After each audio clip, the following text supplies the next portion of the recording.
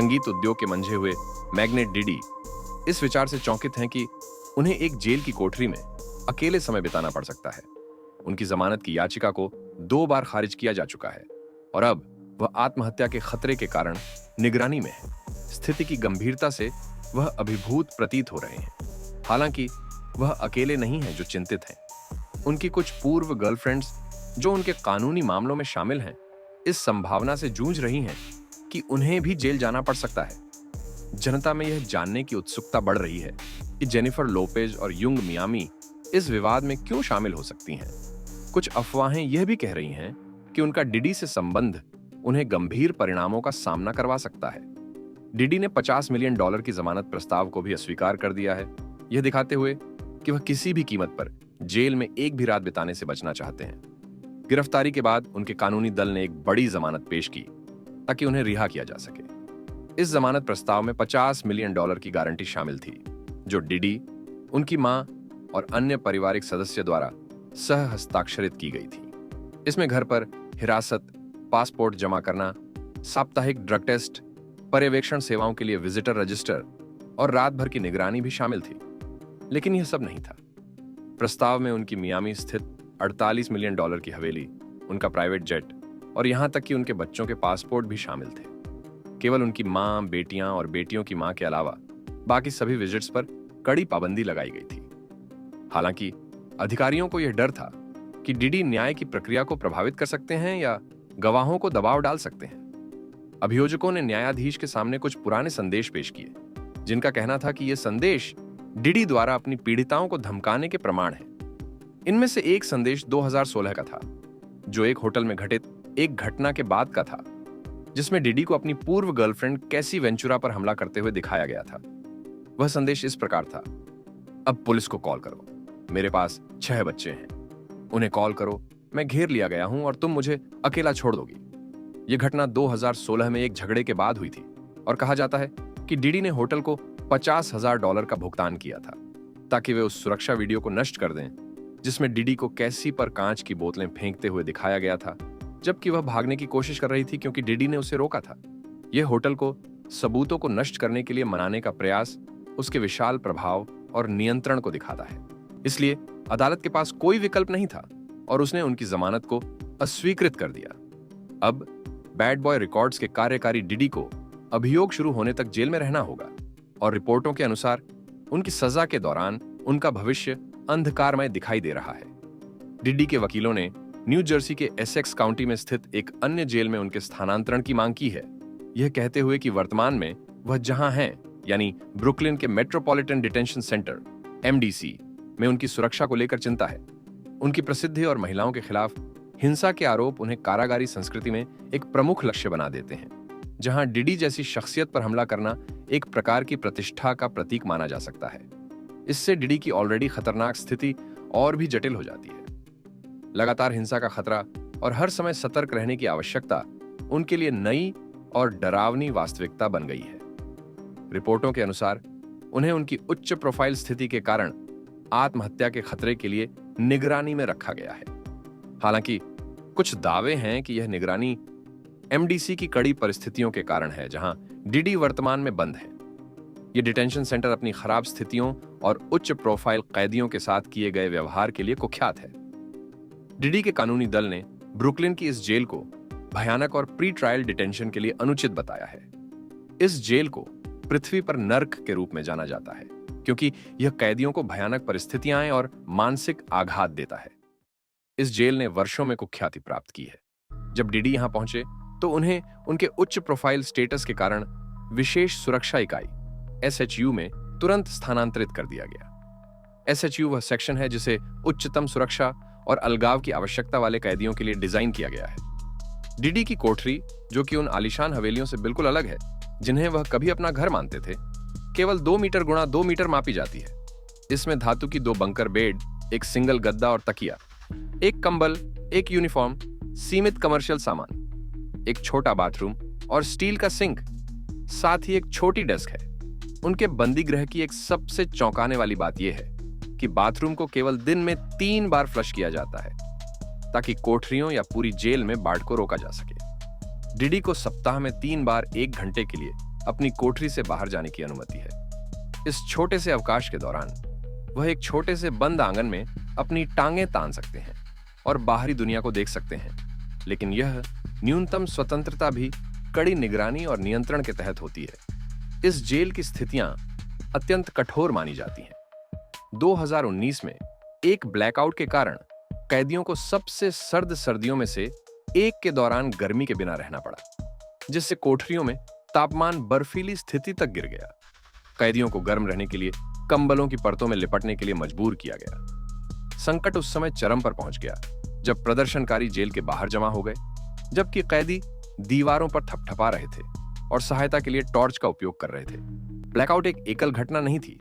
चूहों, फफूंद और पीने योग्य पानी की कमी की रिपोर्टें सामान्य हैं। साथ ही साथ बंदियों के बीच हिंसा और यहां तक कि कारागार कर्मचारियों द्वारा भी हिंसा की घटनाएं सामने आई हैं। इन खराब परिस्थितियों के बावजूद कई लोग मानते हैं कि डिडी ने इन सब का हकदार है, विशेष रूप से जब से उनके खिलाफ गंभीर आरोप सार्वजनिक हुए हैं। डिडी पर अपहरण, यौन तस्करी और वेश्यावृत्ति के उद्देश्य से व्यक्तियों को ले जाने की साजिश का आरोप है। एक सार्वजनिक बयान में न्यूयॉर्क के दक्षिणी जिले के यूएस अटॉर्नी कार्यालय और न्यूयॉर्क में नेशनल सिक्योरिटी इन्वेस्टिगेशन के अंतरिम विशेष एजेंट विलियम एस वॉकर ने एक घातक चित्रण किया, जिसमें डिडी पर आरोप है कि उन्होंने अपने व्यापारिक साम्राज्य का उपयोग गंभीर अपराध करने के लिए किया।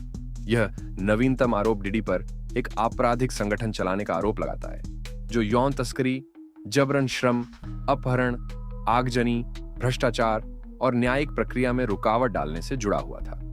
डिडी, जो न्यूयॉर्क की एक संघीय अदालत में काले रंग की टी शर्ट और ग्रे ट्रैक पैंट पहने हुए उपस्थित हुए थे, ने सभी आरोपों से इनकार किया।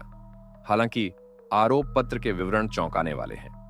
आरोपों में डिडी के नेतृत्व वाले एक आपराधिक संगठन का वर्णन किया गया है, जिसका उद्देश्य महिलाओं का शोषण और उत्पीड़न करना, उनकी प्रतिष्ठा की रक्षा करना और उनकी हरकतों को छुपाना था। इन आरोपों में से एक सबसे परेशान करने वाला आरोप यह है कि डिडी ने फ्रीक ऑफ्स नामक आयोजनों की योजना बनाई थी। आरोपों के अनुसार यह आयोजनों में यौन गतिविधियां कई दिनों तक चलने वाली थीं, जिसमें पुरुष यौन कर्मियों को राज्य सीमाओं के पार ले जाया जाता था। यह कहा गया है कि डिडी ने इन आयोजनों में भागीदारी सुनिश्चित करने के लिए हिंसा और डर का सहारा लिया और दवाओं का उपयोग कर महिलाओं की आर्थिक निर्भरता का फायदा उठाया। वह यह धमकी भी देते थे कि यदि महिलाएं उनकी मांगों को पूरा नहीं करती, तो वह इन कृत्यों से संबंधित वीडियो या गर्भवती होने की रिकॉर्डिंग का खुलासा करेंगे। आरोप पत्र में कई शारीरिक उत्पीड़न के मामले भी बताए गए हैं, जिसमें डिडी ने महिलाओं पर हमला किया, उन्हें मारा पीटा, खींचा और वस्तुओं का उपयोग हथियार के रूप में किया। ये हमले अक्सर ऐसे छोटों का कारण बने जिन्हें ठीक होने में कई दिन या सप्ताह लग जाते थे, जिससे यह सिद्ध होता है कि वह नियंत्रण बनाए रखने के लिए हिंसा का उपयोग करने के लिए तैयार थे। यह आरोप है कि डिडी ने अपने व्यापारिक साम्राज्य के नेता के रूप में अपने पद का फायदा उठाया और इन अपराधों को अंजाम दिया। उनकी कंपनियों के कर्मचारी, जिनमें उच्च श्रेणी के पर्यवेक्षक, सुरक्षाकर्मी, व्यक्तिगत सहायक और घरेलू कर्मचारी शामिल थे, ने उनकी यौन गतिविधियों को व्यवस्थित करने के लिए यात्राओं और होटल आवासों का आयोजन किया। इसके अतिरिक्त वे उन महिलाओं और अन्य व्यक्तियों का पता लगाने का कार्य करते थे जिन्हें डिडी शोषण के लिए लक्षित करते थे और उसके अपराधों को छिपाने और कानून प्रवर्तन की जांच में बाधा डालने में मदद करते थे। डिडी गंभीर आरोपों का सामना कर रहे हैं, जिनमें साजिश का आरोप है, जो जीवन भर की सजा का कारण बन सकता है। बल या दबाव के माध्यम से यौन तस्करी, जिसे भी जीवन भर की सजा हो सकती है और न्यूनतम 15 साल की अनिवार्य सजा हो सकती है। और वेश्यावृत्ति के उद्देश्य से व्यक्तियों को ले जाने का आरोप, जिसकी अधिकतम सजा 10 साल हो सकती है। ऐसा लगता है कि संगीत साम्राज्य के मालिक डिडी अकेले नहीं हैं जिन्हें परिणाम भुगतने होंगे। डिडी के सहयोगियों में से कुछ, जैसे जेनेट और जेनिफर लोपेज, भी इस मामले में शामिल हो सकते हैं, क्योंकि डिडी के संपर्कों के बारे में नई जानकारी सामने आ रही है। इनमें से एक व्यक्ति यंग मियामी है, जो डिडी के साथ एक उच्च प्रोफाइल संबंध में थी। उनके रिश्ते की पुष्टि सार्वजनिक रूप से एक पॉडकास्ट में की गई थी, जिसमें यंग मियामी, जो सिटी गर्ल्स रैप जोड़ी की सदस्य हैं, ने स्वीकार किया कि डिडी के साथ उनका संबंध उनके कला के करियर में एक ताकत के रूप में उभरा।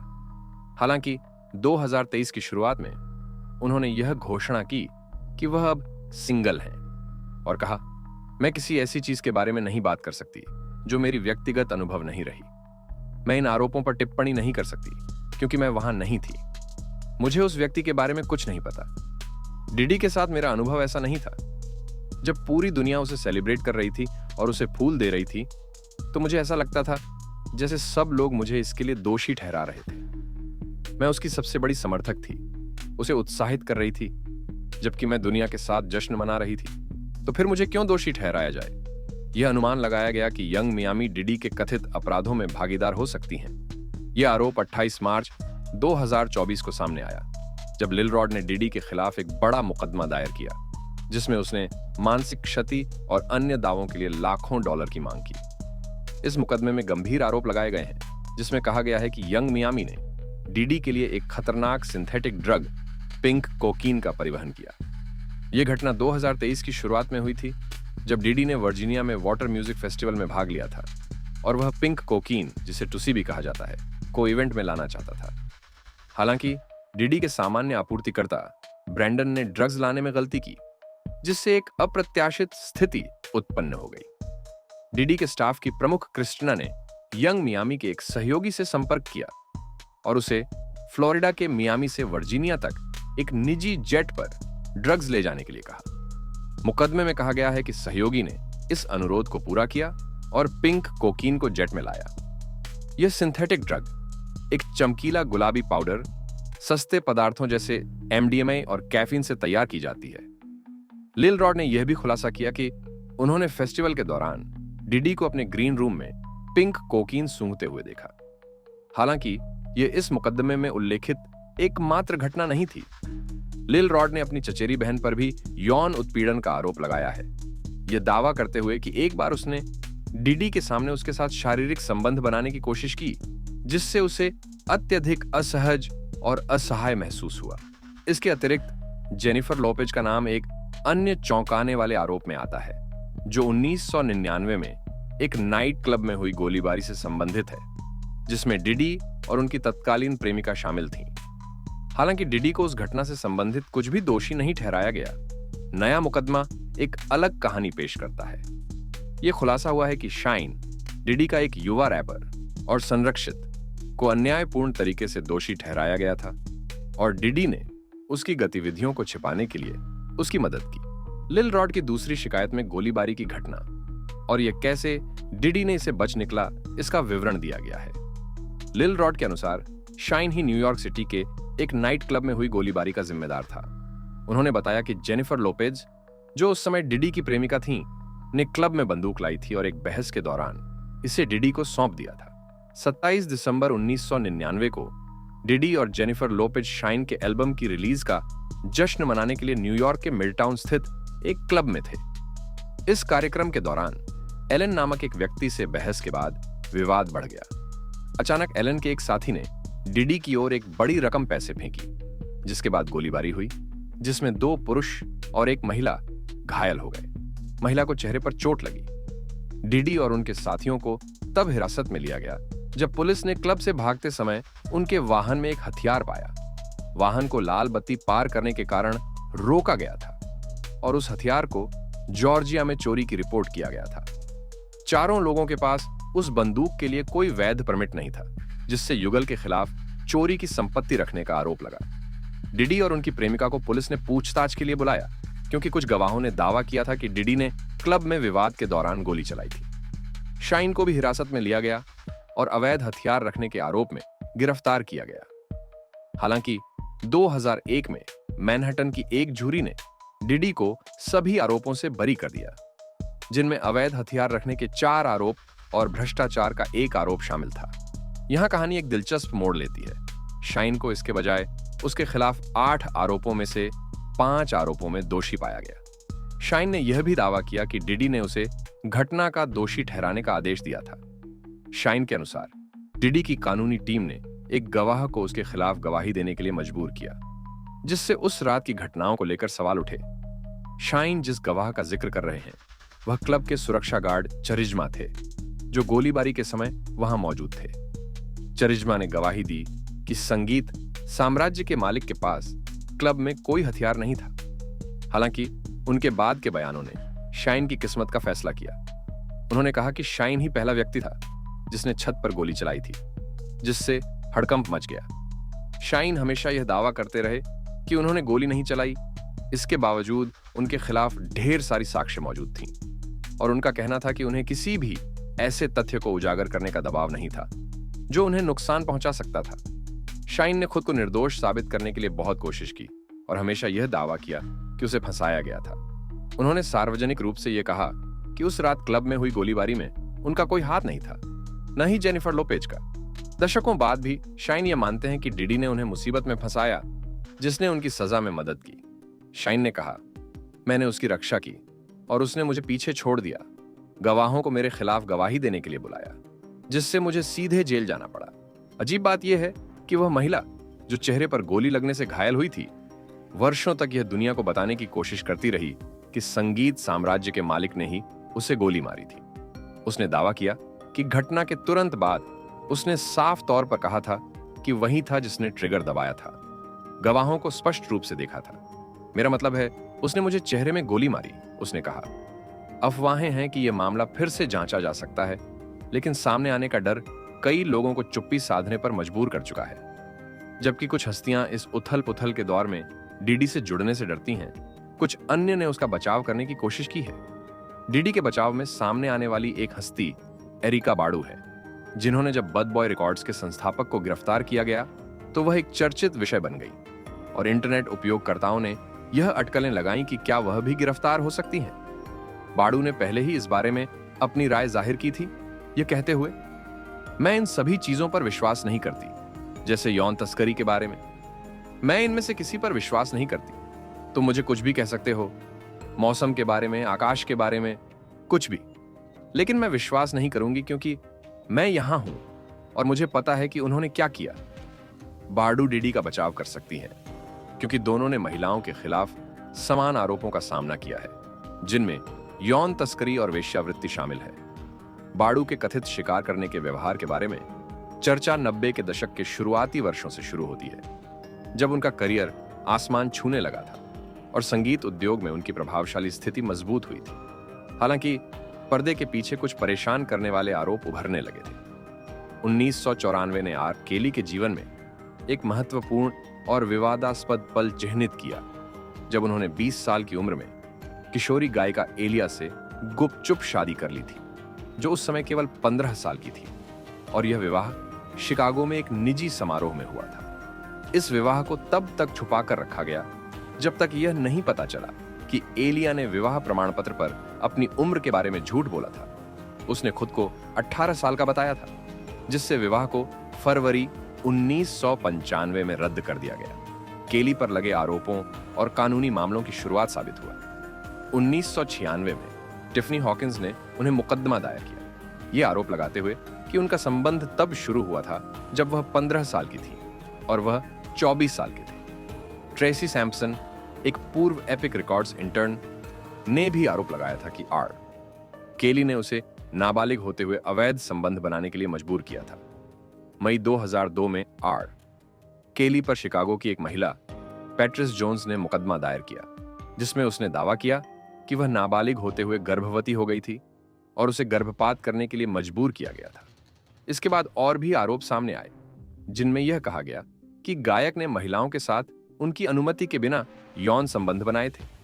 आर केली पर यौन उत्पीड़न के अन्य आरोप भी लगाए गए थे, जिसमें सामूहिक यौन हिंसा के कथित मामले शामिल थे, जिसमें संगीत साम्राज्य के मालिक और बद बॉय एंटरटेनमेंट के पूर्व अध्यक्ष ने एक नाबालिग लड़की के खिलाफ हमला किया था।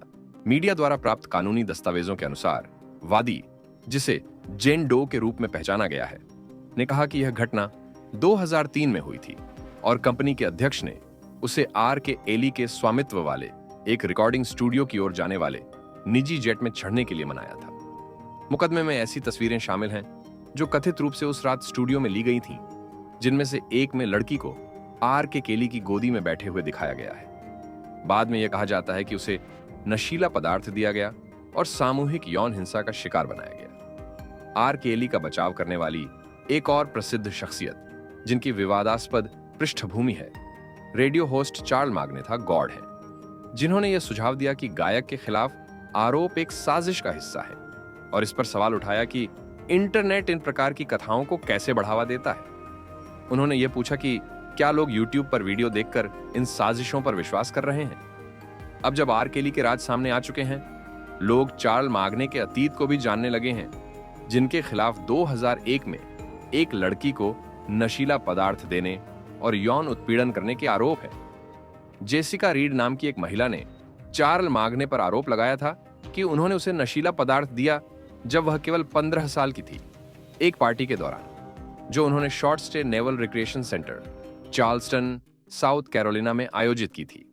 रीड ने कहा कि 2 पुरुषों ने उसे नशीला पदार्थ दिया और उसे ऊपर की मंजिल पर ले गए और आरोप लगाया कि चार्ल्स माग्ने भी इस घटना में शामिल थे। उस समय रीड, जो 15 वर्ष की थी, अपनी दोस्त के साथ पार्टी में थी, जैसा कि बर्कली काउंटी के एक रिपोर्ट में बताया गया है। दोनों लड़कियों को एक पेय पदार्थ दिया गया था जो सोडा जैसा स्वाद लेता था, और रीड के दोस्त ने यह बताया कि वह जागी और देखा कि एक आदमी उसे चूमने की कोशिश कर रहा था। घबराई हुई रीड अपनी दोस्त को ढूंढने के लिए कमरे से बाहर निकली और उसे दूसरे कमरे में पाया। पुलिस को 9 जून 2001 को बुलाया गया और दोनों लड़कियों को समरविले मेडिकल सेंटर ले जाया गया, जहां जांच में यह पुष्टि हुई कि 2 जून 2001 को यौन हिंसा हुई थी। चार्ल्स माग्ने के खिलाफ दूसरे स्तर के किशोर यौन उत्पीड़न के आरोप में गिरफ्तारी वारंट जारी किया गया। आदेश में कहा गया कि चार्ल्स माग्ने ने एक 15 साल से कम उम्र की लड़की के साथ यौन संबंध बनाए, जो एक सक्रिय और कानूनी रूप से स्वतंत्र तरीके से हुआ था।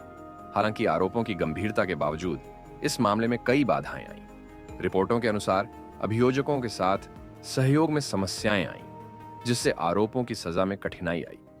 परिणाम स्वरूप चार्ल्स माग्ने को किशोर अपराध में सहायक होने के मामूली आरोप में दोषी पाया गया और उसे 3 साल की परिवीक्षाधीन सजा दी गई। लगभग 2 दशकों बाद जेसिका की मां, जो पहले उसे आरोप के साथ सहयोग करने से हतोत्साहित करती थीं, अब फिर से न्याय के लिए आवाज उठा रही हैं, ताकि उनकी बेटी द्वारा सहन की गई कठिनाइयों का समाधान हो सके। चार्ल्स माग्ने ने लगातार आरोपों से इनकार किया और 2001 में हुई घटनाओं की अलग कहानी पेश की। 2013 में एक साक्षात्कार में उसने खुद पर लगाए गए यौन उत्पीड़न आरोपों का सामना किया। यह कैसा महसूस होता है? मुझे ऐसी स्थितियों से डर लगता है। मैं पहले भी इसी तरह के आरोपों का सामना कर चुका हूं, उसने कहा। तुमने ऐसी स्थिति को कैसे पार किया? इस पर चार्ल्स माग्ने ने कहा, मैं यह नहीं कह सकता कि मैंने वह पार्टी आयोजित की थी। उस समय मेरी उम्र केवल 20 साल थी। गिरफ्तारी वारंट में यह कहा गया था कि एक लड़की शराब पीकर नशे में हो गई थी और कुछ दोस्तों के साथ एक कमरे में चली गई थी। चार्ल्स माग्ने ने दावा किया कि उस समय हम पार्टी छोड़ चुके थे और हम कथित उत्पीड़न में शामिल नहीं थे। उसकी स्थिति में संगीत उद्योग के इस बड़े नाम के साथ एक चौंकाने सिमिलैरिटी है, जो इसके समान अपराधों में उसकी संभावित संलिप्तता पर सवाल उठाती है। यह अभी तक स्पष्ट नहीं है कि चार्ल्स माग्ने कभी किसी ऐसी पार्टी में शामिल हुआ है जिसकी प्रतिष्ठा संदिग्ध हो। इस बीच यदि आपको यह वीडियो पसंद आया हो तो कृपया हमारे चैनल को सब्सक्राइब करके हमारा समर्थन करें। स्क्रीन पर दिख रहे वीडियो पर क्लिक करें और समान कंटेंट देखें